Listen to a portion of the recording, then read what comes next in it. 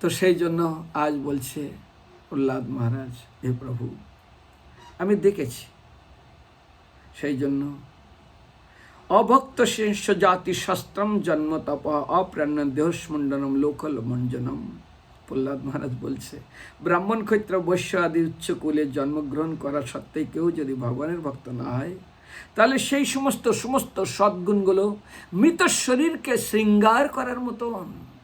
একে তো মৃত শরীর, তাকে সোনা পড়াচ্ছে, রূপে পড়াচ্ছে, বিউটি পার্লারে নিয়ে ভুঁড়ি কেটে নিচ্ছে, মৃত ব্যক্তিকে সাজানো।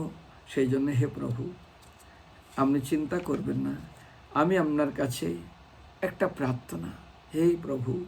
ভগবান প্রহ্লাদ মহারাজের প্রার্থনা আজ এই প্রার্থনায় সপ্তম স্কন্ধের 9 মধ্যে 28 নম্বর, হে বৈকুণ্ঠনাথ, আমার পাপ, আমার মন সমস্ত পাপ কাজে সবসময় চিন্তা করে এবং কামাতুর সবসময় হর্ষ শোক এবং ধনলাভের আশায় পূর্ণ মাত্রায় নিয়ে যেত। ভগবানের মন না, প্রহ্লাদ মহারাজ বলছে, হে বৈকুণ্ঠনাথ, আমার পাপ পূর্ণ কামাতুর মন, আমার এই মন অত্যন্ত পাপে এবং কামে পূর্ণ, শুধু কামনা বাসায় ভরপুর, আর তার সঙ্গে হর্ষ, আনন্দ, শোক, ভয় এবং ধনলাভের আশায় সটাই তৎপর, যার ফলে তা অত্যন্ত কুলুষিত এবং আপনার কথার প্রতি প্রীতি লাভ করে না। এই সমস্ত ধন যশ মান পশ প্রতিষ্ঠার জন্য আমার মন সবসময় ব্যস্ত, আপনার কথা শুনতে চায় না। দিন এবং পতিত আমি কিভাবে আপনার এই তত্ত্ব হৃদয়গম করতে পারি? সেই জন্য প্রভু, শুধু তাই না, শুনুন আজ প্রহ্লাদ মহারাজ বলছে, জিহ্বা একত অচ্যুত বিকশতি মা অপি তৃপ্তাহ কৃষ্ণ অন্নত ত্বক উদকম শ্রবণম কহিচ্ছিত ঘ্রান্যত চপলব্ধিক কর্মশক্তি বহু সপত্না এব গেহপতিং লুলন্তি। হে অচ্যুত, হে ভগবান নরসিংহদেব, আমার অবস্থা ঠিক একটা পুরুষের যদি অনেকগুলো পত্নী থাকে, যেমন কৃষ্ণের অনেক স্ত্রী ছিল, সবাই চেয়েছিল কৃষ্ণ যেন আমার বশে থাকে, তার জন্য যেমন সত্যভামা অনেক কিছু করেছিল। তো এমন বহু পত্নীযুক্ত এক স্বামীর অবস্থার মতো আমার, কারণ স্ত্রীরা যেমন তার স্বামীকে নিজের দিকে আকর্ষণ করে, ঠিক যারা তাদের নিজেদের দিকে সর্বদা আকৃষ্ট করে, জিহ্বা সুস্বাদু আহারের জন্য সবসময় চেষ্টা করে, সেখানে টেনে নিয়ে যায়। আমার জিহ্বা আমার স্ত্রীর মতন, শুধু তার দিকেই নিয়ে চলে যায়। আচ্ছা, শুধু ভালো আহারের প্রতি, উপস্থ সুন্দরী রমণীর প্রতি আকৃষ্ট হয়, ত্বক চামড়ার নরম বস্তুকে স্পর্শ করার জন্য, নাক সুন্দর ঘ্রাণের জন্য, চঞ্চল দৃষ্টি ইন্দ্রতৃপ্তিদায়ক কোনো বস্তু, যেমন অনেক সময় মন্দিরে ঢোকে কিংবা রাস্তায় চলছে রাস্তায়, দোকানে কি পাওয়া যায়, এই দোকানে কি আছে, শুধু সেটাই দেখে, পিছন থেকে গাড়ি হর্ন দিচ্ছে, ও দেখতে মশগুল, এই দোকানেই পাওয়া যায়, এই দোকানেই পাওয়া যায়, এই দোকানেই পাওয়া যায়। আরে রাস্তায় শোন না, হর্ন দিচ্ছে, শুনতেই পায় না, চোখে কানে শুনতেই পায় না, এত মশগুল হয়ে যায়। সেই জন্য বলছে, আমার দৃষ্টি সুন্দর সুন্দর ইন্দ্রতৃপ্তিদায়ক বস্তুর প্রতি, কর্ম ইন্দ্রিয় সমূহ আমার কর্মের প্রতি সদা সর্বদা আমাকে আকর্ষণ করে। এইভাবে আমি বিভিন্ন দিকে নিয়ন্ত্রণের ফলে আমি ইন্দ্র প্রলোভনে বিনষ্ট হচ্ছি। দৃষ্টান্ত দিয়েছিলাম মাকসার। মাকসা কি করেছিলেন? কোমরের দড়ি বেঁধে দিয়েছেন ছয়পুত্রকে, যা যে খাবার পাবি না আমাকে টানবি, আমি তার দিকে চলে যাব। এমন দড়ি বেঁধে দিয়েছে যেন খুলে না যায়। ভগবানের কি কৃপা, এক এক এক করে 6 জন একসঙ্গে খাবার পেয়েছে, আর 6 জন এমন টানা টেনেছে যে কোমর ছিঁড়ে 2 খণ্ড হয়ে মশা তো পড়ে আছে, আর দড়িতে দড়ি আটকে সব ছেলেরা ডাকছে। তারপরে মা আসে না কেন, এসে দেখে মা তো মরে পড়ে আছে 2 ঘন্টা, দড়ি তোর দড়ি গার্ড লাগিয়ে ওরা শুধু টানাটানি করছে। এই শ্লোকের উদাহরণ কি বলেছিল? কুরঙ্গ, এটা হচ্ছে শ্রীমদ্ ভাগবতম 1 স্কন্ধে দত্তাত্রেয় ভগবান বলেছেন, কুরঙ্গ মাতঙ্গ বিভিন্ন পঞ্চে পঞ্চে গোপরমতি জন প্রত্যেক। মিন মাছ জিহ্বার স্বাদের জন্য মারা যায়, ভ্রমর কানের জন্য মারা যায়, পতঙ্গ মাতঙ্গ, মিন পতঙ্গ মানে পোকা, চোখের জন্য জ্বলে পড়ে মারা যায় আগুন দেখে। মাতঙ্গ হাতে স্পর্শ সুখের জন্য, স্ত্রী সংভোগের জন্য সে দাসত্ব হয়ে যায়। কুরঙ্গ হরিণ কানের জন্য মরে যায়, পোকা চোখের জন্য মারা যায়। এক একটা এক প্রমাতের জন্য হান্নাতে, এক একটা ইন্দ্রের জন্য, জিহ্বার জন্য মাস চির জীবনের মতো মারা যায়।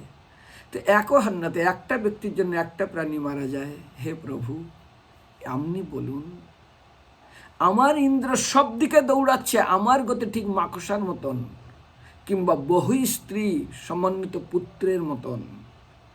কাকে সন্তুষ্ট করব? সবাই তো আকর্ষণ করছে। কি করে আমি আপনার নাম নিতে পারি? সেই জন্য আমরা যারা ভগবানের ভক্ত, তারা কি করে ভগবানকে আমরা পাবো? অত সহজ? তো সেই জন্য আমাদের ভগবানের ভজন সাধন আর ভগবানের কাছে ফিরে যাওয়া অত সহজ। সেই জন্য প্রার্থনা করছেন, অহং হরে তক পদায়িক মূল সংসার চক্রে ভ্রমত সকর্মভি ও মমোত্তম শ্লোকে জনস্য সকম সংসার চক্রে ভ্রমতক সকর্মভি তন্নময় আত্মনম তৎমদারোগ্য হে অক্ষতম চিত্তম নাত তত্তৎ। হে প্রভু, আপনার কাছে আমি তেমন কিছু চাই না।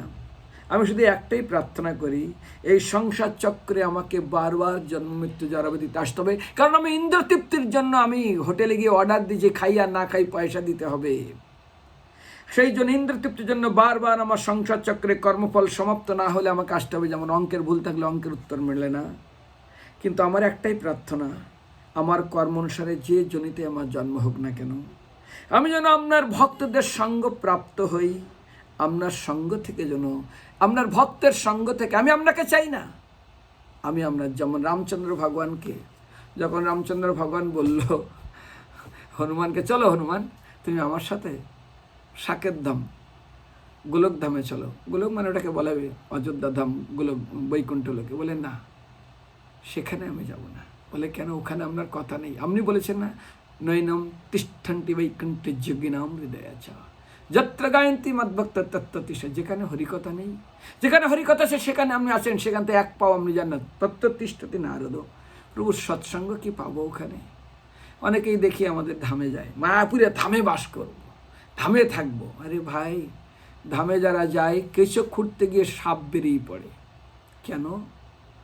আরে কোন কোন দূরের কোথায় কোথায় আত্মীয়, হ্যাঁ ওখানে আছে, চলো ওদের বাড়ি থেকে উঠে, ওদের উঠাও, ওদের রান্না করো, ওদের খাওয়াও, ওদের ঘুরাও, আর একটা পরিবার চলে আসে।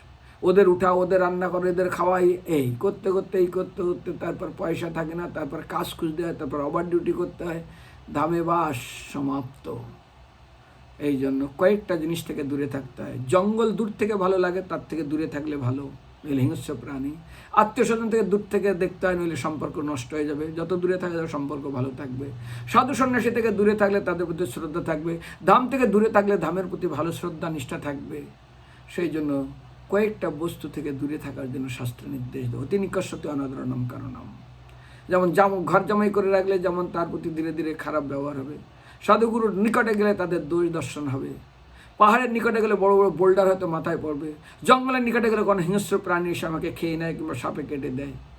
তো সেই জন্য ভক্তদের নিবেদন, আমাদের এই শ্লোকের আজ প্রথম উদ্দেশ্য, প্রথম লাইন তাৎপর্যের কি, জীবনের মূল্য উপলব্ধি না করার ফলে কর্মীরা এখন এমন পরিস্থিতির সৃষ্টি করে যার ফলে তারা ইহলোক এবং পরলোকে দুঃখ দুর্দশা ভোগ করে, দুর্ভাগ্যবশত তারা বুঝতে পারে না এই জগৎটা দুঃখময়। প্রভুপাদ, আমি এই জন্য ইস্কনে গ্রন্থ পড়ে প্রথম শিখেছিলাম, এই জগতে কোনো দিন সুখী হওয়া যাবে না।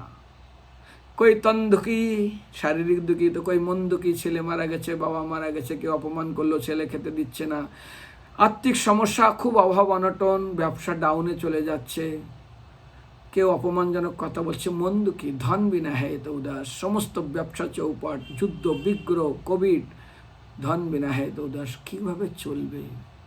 সেই জন্য এই জগতে সুখী কোনো দিন হব না, কেউ হতেও পারেনি, হতেও পারে। যদি সুখী হতো তাদের দশরথ কেন মারা গেলেন? তিনি তো 4 দিনের ভিতরে কই করতে দিল নাকি রাজা হোক? শেষ।